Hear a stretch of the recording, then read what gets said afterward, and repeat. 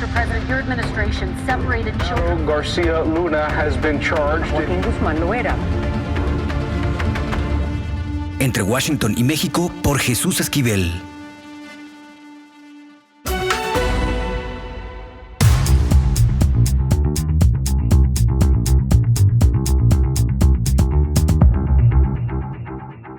¿Qué oles? Bienvenidos a otro episodio de este podcast entre Washington y México. Desde hace algunos años, Estados Unidos ha estado totalmente dividido. La sociedad de la Unión Americana ha cambiado conforme a la ideología política y algunos caprichos de políticos que originalmente no pertenecían a ningún partido, pero se acomodaron conforme a sus intereses, y uno de ellos fue Donald Trump. Para hablar de esta gran división que hay en los Estados Unidos, tenemos la suerte de contar con Joseph Colomer. Él es politólogo y escritor analista de lo que ocurre en Estados Unidos, quien está presentando su nueva obra, La polarización política en Estados Unidos. Joseph, muchas gracias por aceptar esta invitación de Entre Washington y México. Encantado de estar aquí. Tocas un punto álgido en los Estados Unidos que en estos momentos vuelve a resurgir debido a las elecciones presidenciales que se acercan en 2024 y en las que nuevamente podrían ser protagonistas Donald Trump y Joe Biden, el actual presidente. Danos unas pinceladas mayores de lo que trata tu libro. ¿Por qué hablar de esta polarización y cuál es la necesidad de exponerla al mundo? Bueno, la polarización llegó a un punto culminante hace 2 años con el intento de golpe de Estado, digamos, de Trump, de no reconocer la victoria electoral de Biden. Pero en realidad, si se mira la historia del país a largo plazo, sí hay precedentes. Se ha dicho a veces, este episodio no tiene precedentes en la historia de Estados Unidos. No es cierto, sí tiene, porque si vamos sobre todo al siglo XIX y primeros del XX, hubo mucha tensión, mucha confrontación, mucha violencia que culminó en la Guerra Civil Americana de 1861. Es una guerra civil muy cruenta. Estimaciones actuales son 750.000 muertos. Y eso ya venía de un diseño institucional que sigue siendo básicamente el mismo desde el origen del país, en el que mi punto es que las instituciones promueven o incentivan esta confrontación, ¿no? Porque son poderes separados entre la presidencia y el Congreso, elegidos por separado, y con solo 2 partidos, en la mayor parte del tiempo, sobre todo los últimos 30 años, es casi el 70% del tiempo, cada partido ocupa una de estas 2 instituciones y entonces se bloquean mutuamente y acaban confrontándose, como hemos visto recientemente, ¿no? Entonces, pero, sí. Ahora bien, aun cuando hablas del precedente de la guerra civil, que justamente es uno de los aspectos a analizar de la historia tan corta de este país, los Estados Unidos, era como un ente dormido, porque después vinieron los movimientos de los derechos civiles, se aprobaron nuevos derechos para las minorías étnicas, y aun cuando el racismo nunca ha dejado de existir en los Estados Unidos, tuvo que llegar alguien, digamos, a remover todas estas cosas que se mantenían ahí guardadas, pero que no se mostraban.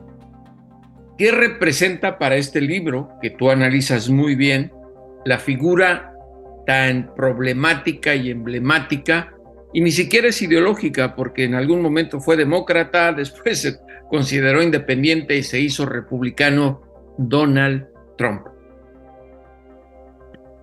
Bueno, hubo un periodo, efectivamente, que algunos podemos recordar, los mayores, digamos, otros sabemos, porque fue un periodo importante en la historia del país, durante la Segunda Guerra Mundial y la Guerra Fría, en la que la política más importante era la política exterior, y era una política de confrontación con el eje nazi-fascista, etcétera, o con la Unión Soviética. Entonces eso tenía la consecuencia de que la política interior no era tan controvertida, porque muchos temas que podrían haber sido objeto de debate, de desacuerdo, se habían dejado de lado a favor de la unidad nacional frente al enemigo exterior. Pero eso cambió hace 30 años, digamos, cuando se disolvió la Unión Soviética, se acabó la Guerra Fría, y a partir de entonces ya empezó una escalada de conflictos. Esto yo lo situaría exactamente en el año 1994, cuando por primera vez en muchísimo tiempo los republicanos consiguieron la mayoría en el Congreso contra un presidente demócrata, que era Bill Clinton en aquel momento. Y entonces ahí empezaron el boicot sistemático a cualquier iniciativa presidencial o del Partido Demócrata, y al revés después, ¿no? Contra Bush fue un poco a la inversa, que ha durado hasta Trump, como dices, ¿no? Y ha habido, pero ha sido un periodo en que ya ha habido, antes de Trump también, un importante bloqueo legislativo. O sea, el Congreso no aprueba muchas leyes en temas interiores. Los gastos presupuestales, digamos, siempre son el problema importante. Ahora mismo, hoy mismo, todavía están discutiendo si se aprueba un techo de deuda un poco más alto para permitir aprobar el presupuesto, pero ya varias veces se ha cerrado el gobierno durante varias semanas, más o menos simbólicamente, porque algunas cosas siguen funcionando, pero algunas no, porque no se aprueba el presupuesto a tiempo, ¿no? Sí, pero mi punto más que nada, Joseph, tiene que ver con asuntos que están lejos del entendimiento de la sociedad estadounidense normal, porque aun cuando están muy pendientes de sus legisladores distritales, de sus senadores, no conocen el manejo del Congreso Federal estadounidense. Pero pareciera que esta división o polarización que tú bien mencionas en este libro se renueva a base de temas álgidos: el aborto, el derecho a las armas, la mayor representación de minorías étnicas, especialmente la afroamericana, la latina y la asiática, y también a temas de poder, pero a un poder más que nada económico, más que político. ¿Es correcta esta aseveración de estas correlaciones que nada tienen que ver cómo opera el Congreso, sino más bien cómo alguien, una figura que surge, sea demócrata o republicana, empieza a promoverlos, pero hacia el extremo? La agenda pública de todos estos temas que dices y más se ha ampliado muchísimo en estos últimos tiempos, ¿no? Antes no se hablaba de todos estos temas, estaban sin resolver, pero no eran objeto de debate público abierto. Entonces, cuando lo ha sido una causa de confrontación, porque el Congreso no legisla suficiente para resolver muchos de esos temas y quedan pendientes. Y hay un fenómeno muy curioso que en Estados Unidos no era tradicional, que aparte de como los partidos son bastante inoperantes y el Congreso no legisla todo lo que debería hacer, han surgido movimientos sociales. El Me Too, primero fue el Wall Street, Occupy Wall Street, sí.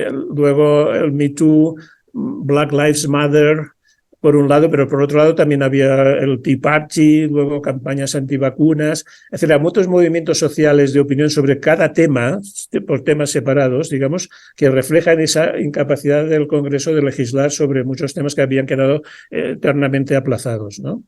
Entonces dices tú que la sociedad no sigue el Congreso, pero lo sufre, y sí se sabe que ha habido, como se dice allí, impeachments, impugnaciones de los presidentes más que nunca en los últimos tiempos. Los juicios políticos, sí. Incluso 2 contra Trump, ¿no? Entonces, Trump ha sido un poco un outsider, como tú dices, porque no era un político y estaba afiliado también a los demócratas antes, etcétera. O sea, era un outsider que tomó la posición de decir los políticos que gobiernan son inoperantes, no resuelven los problemas, son corruptos, etcétera, y yo lo voy a arreglar todo, ¿no? Esa es la reacción, ¿no? Y eso fue la mayor base de su apoyo nuevo, digamos que iba más allá de los republicanos o conservadores tradicionales, ¿no? O sea, un voto en contra de los gobernantes habituales que no resuelven los problemas. Esa fue la reacción, ¿no?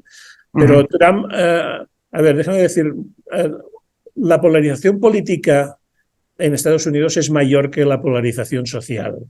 Pues yo digo, el problema son las instituciones, porque si solo hay dos partidos y poderes separados, eso incentiva ese tipo de confrontación.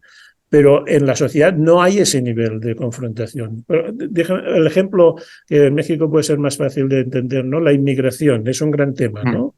Sí. Es un gran tema porque hay más candidatos a inmigrantes sin papeles a través de la frontera que nunca, ¿ok? Entonces la frontera está desbordada. Yo he estado en Ciudad Juárez. Bueno, yo también he estado en la frontera, me parece extraordinario. O sea, aquello no se puede, no está controlado, eso no está fuera de control, ¿no?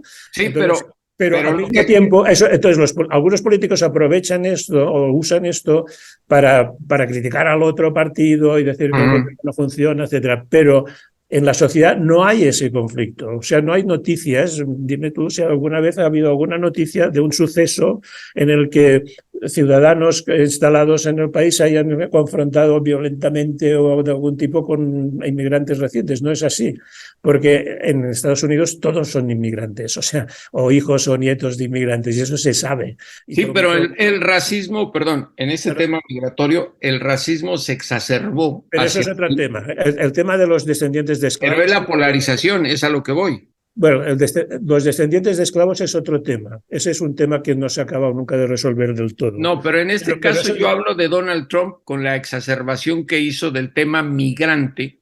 Claro, es lo que estoy diciendo, que él sí hizo esa exacerbación, pero la sociedad no, porque no lo siguió en ese tipo de confrontación con los inmigrantes. Bueno, tan lo siguieron con el voto que tenemos el número extraordinario de millones de personas que votaron por reelegirlo bajo un tema en el cual agarró como parte de bandera o plataforma electoral el construir un muro en la frontera y con una mentira grande de que México iba a pagar por la construcción de ese muro, y que en el Congreso varios legisladores republicanos, sabiendo que no era cierto justamente por lo que dices, porque no legislan, propagaban esa discusión que no tenía ningún sustento.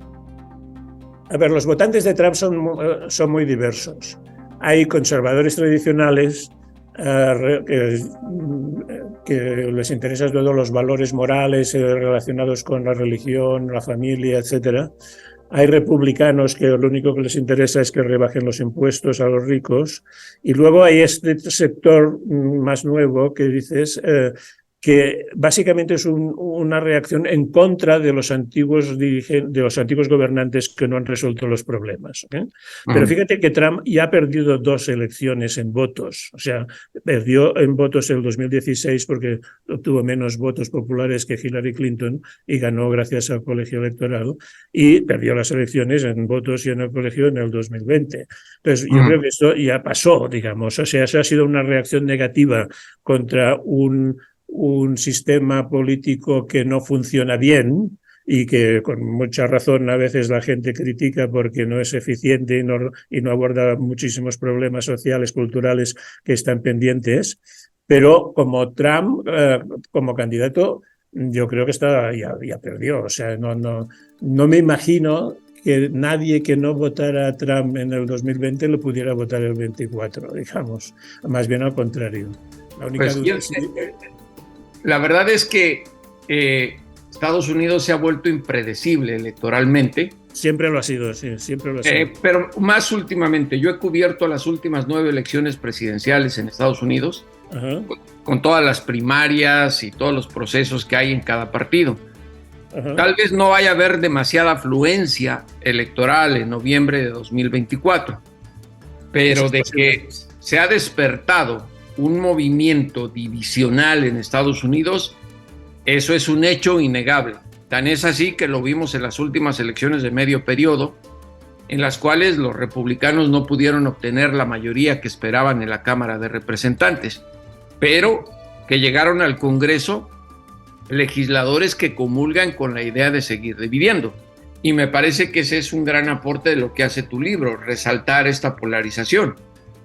Sí, sobre las elecciones impredecibles, yo también he seguido unas cuantas. Fíjate que en el año 92 Bill Clinton ganó con el 40% de los votos porque hubo un tercer candidato, un tal Ross Perot, que sacó el 18% y que se los quitó básicamente a Bush padre, que pedía por la reelección.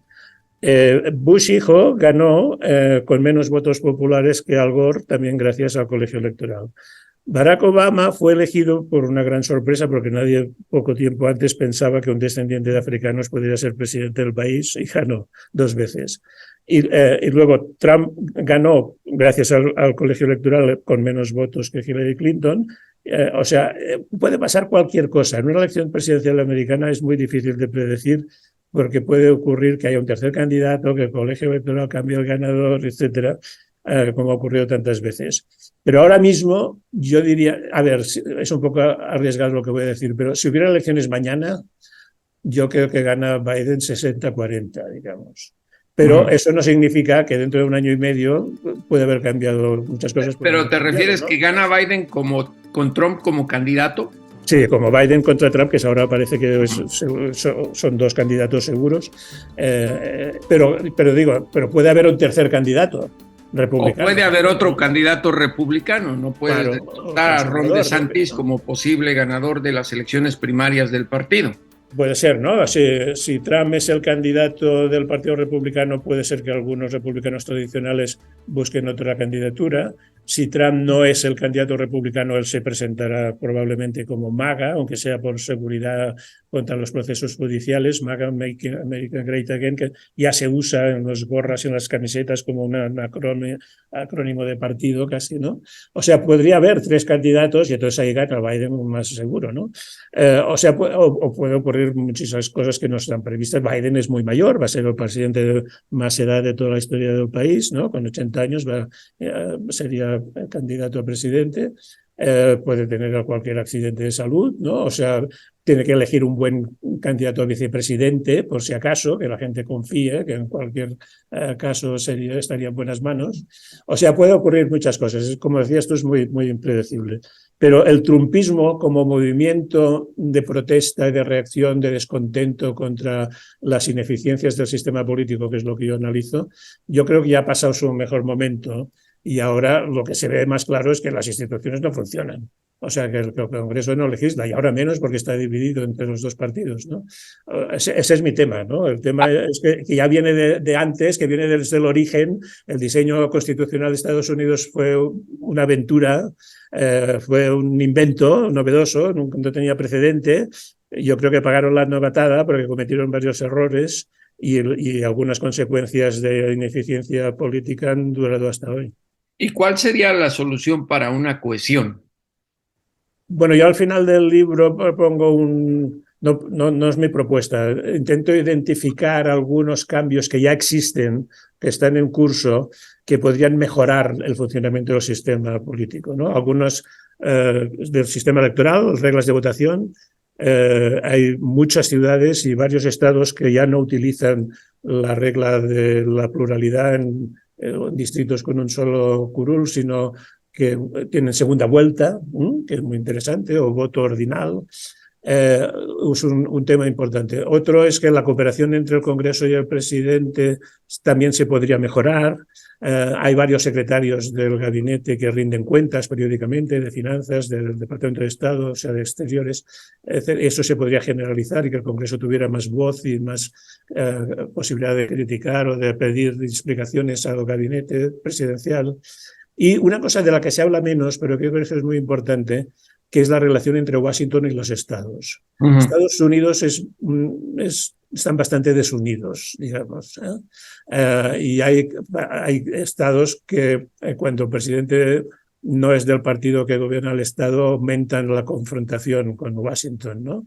Y esto también necesita algunas medidas, algunos esfuerzos para mejorar la cooperación, que teóricamente debería estar en el Senado, pero donde se representan todos los estados con el mismo número de senadores, pero también es un Senado muy partidista que tampoco ayuda a esta cooperación.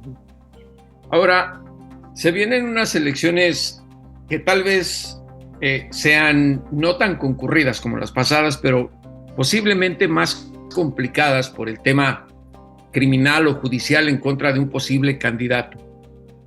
Se ve muy complicado que pueda Estados Unidos abrirse a un sistema multipartidista como hay en otros países, por el sistema constitucional que tiene. Uh-huh. Pero ¿cómo evitar que la sociedad se siga dividiendo? Bueno, la elección, esta es la duda de la elección presidencial próxima, ¿no? Yo he dicho antes que yo creo que Trump obtendrá menos votos que antes, ya perdió 2 veces las elecciones en votos populares, o sea, menos votos todavía. Pero, claro, la duda es si Biden va a obtener más votos y si la participación va a ser alta, como ha sido las últimas veces, ¿no? Y aumentando gradualmente, pero podría bajar otra vez. Entonces, ahí está la duda sobre el resultado, ¿no? Pero repito, Estados Unidos es un gran país porque lo han hecho inmigrantes. O sea, la gente de todo el mundo que no se conformaba con vivir en la pobreza, en la miseria, falta de futuro, guerras civiles, dictaduras, han ido a Estados Unidos y aunque allí nunca el sueño americano, como suele ocurrir todo en la vida, nunca es tan bonito como se espera, pero nadie se regresa, ¿no? Nadie vuelve a su país de origen y siguen siendo inmigrantes dentro del país, ¿no? Cambian de trabajo, de ciudad, de estado, siguen buscando la mejora, ¿no? Eso es lo que da la fuerza a ese país, la gente, digamos, ¿no? La gente vibrante y trabajadora e inventiva, etcétera.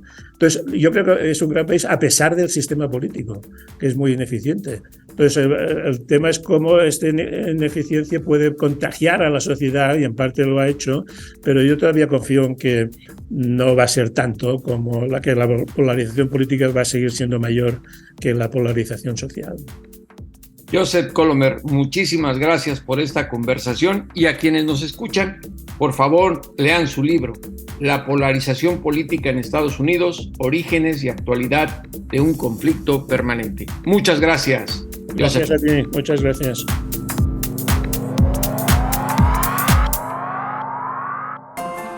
Lo importante es leer, con Fernanda Álvarez.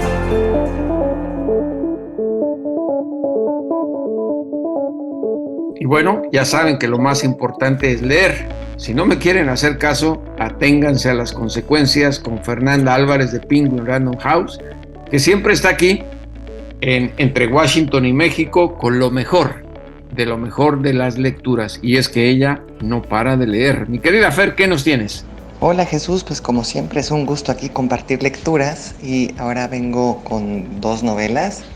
Igualmente escritas, más bien una sería como un memoir y una novela, escritas por mujeres. Una es de Gloria Peirano, ella es una escritora argentina que es la primera vez que va a circular en México, en un programa que tenemos que se llama Mapa de las Lenguas y que publicamos autores de distintas latitudes latinoamericanas y de España, y que es una manera de dar a conocer a estos escritores con plumas importantes y que no siempre pueden viajar. Y Gloria Peirano nos trae esta novela que se titula Miramar, que es una playa de Mar del Plata. Y en esta novela ella hace un recorrido con sus personajes a partir de la infancia. Es una narradora, la protagonista. Ella está tratando de entender qué es lo que pasó en ese momento en el fútbol, en el Mundial de Fútbol del 78 en Argentina. Ellos estaban ahí y es el momento en el que unos pocos días antes el padre muere. Ella escucha una llamada telefónica en la cual su madre no participa, se sale del cuarto donde está el padre enfermo, y cuando ella recuerda ya muchos años después este momento, ella decide escarbar en esta memoria qué fue lo que pasó, a quién le pudo haber llamado, va a indagar, va a buscar, va a hablar con el hermano, va a tratar de encontrar respuestas en esta madre, y es una novela de amor al padre, por supuesto, pero también me parece que de reconciliación con la infancia, ¿no? Con estos momentos perdidos que muchas veces todos nosotros tenemos y que siempre tratamos de encajar el rompecabezas para tratar de entender quiénes somos hoy. Así que es una novela de construcción también, me parece, una novela bonita, una novela que te deja tranquilo al final y que seguramente ustedes podrán leer en un fin de semana, se los aseguro. ¿Y cuál es la segunda recomendación que nos tienes, Fer? Y la segunda, que es más bien como un memoir o una crónica, es una novela mucho más dura, no sé si si la leíste en su momento, porque ya tiene muchos años que salió. Es un libro de Piedad Bonet. Piedad Bonet es una escritora colombiana, poeta buenísima, maravillosa, y también escribe novelas y en este caso pues este libro que se titula Lo que no tiene nombre. Y es un libro duro,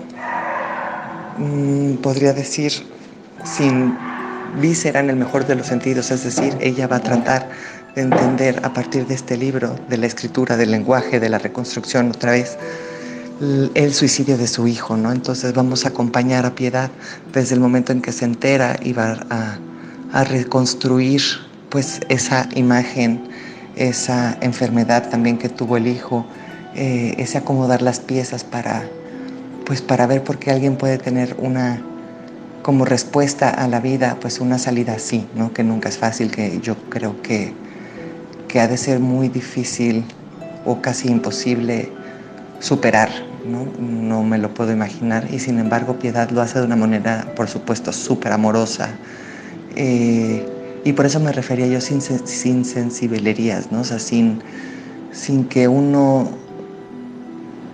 se desmoralice ante una lectura así, sino al contrario, ¿no? De qué manera puede dar uno luz al otro entre esa oscuridad absoluta, ¿no? Entonces es un libro muy bonito, acompasado, con preguntas, por supuesto, que a todos nos reverberan en algún momento de nuestra vida, no porque quizá hayamos transcurrido por algo así, porque algún ser querido haya tomado esa decisión, sino porque finalmente la muerte está en todos nosotros, ¿no? Y en estas preguntas podemos encontrar eso, yo creo que no respuestas, pero sí luminosidad, sí una manera de encajar piezas en otro sentido, no como la de Peirano, pero sí reacomodar algo para lo que nunca va a haber respuesta.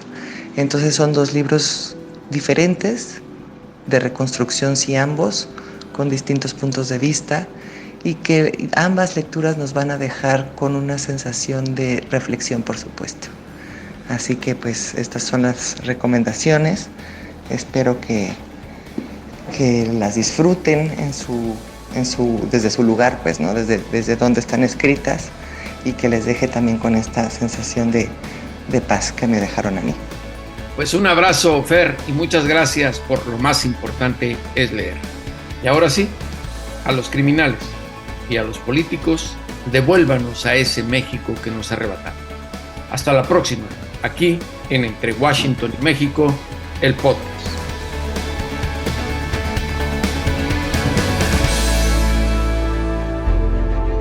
Esto fue Entre Washington y México, una revisión semanal por la agenda bilateral y sus protagonistas.